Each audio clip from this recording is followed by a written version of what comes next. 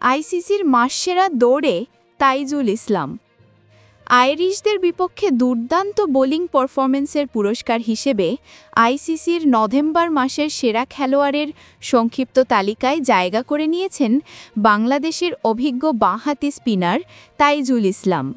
মাসসেরা সম্মানজনক এই দৌড়ে তার প্রতিদ্বন্দ্বী দক্ষিণ আফ্রিকার অফ স্পিনার সাইমন হার্মার এবং পাকিস্তানের অলরাউন্ডার মোহাম্মদ নওয়াজ।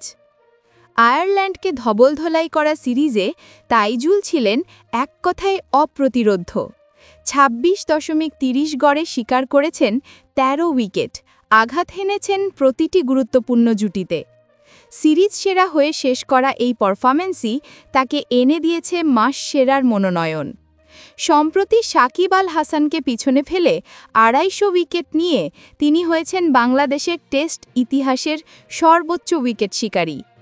আইসিসি তাইজুলকে বর্ণনা করেছে ঘরের মাঠে নির্ভরযোগ্য ম্যাচ উইনার হিসেবে। তবে মাসসেরার মুকুট জয়ের পথটা সহজ নয়।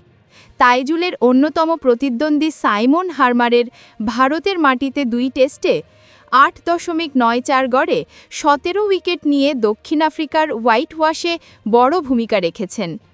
অন্যদিকে পাকিস্তানের মোহাম্মদ নওয়াজও ঘরের মাঠে ত্রিদেশীয় সিরিজে টুর্নামেন্টের সর্বোচ্চ ১০ উইকেট নিয়ে জিতিয়েছেন শিরোপা।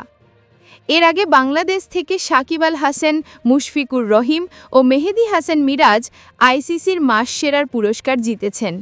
মিরাজ ছিলেন সর্বশেষ মে মাসে এই সম্মান পাওয়া ক্রিকেটার।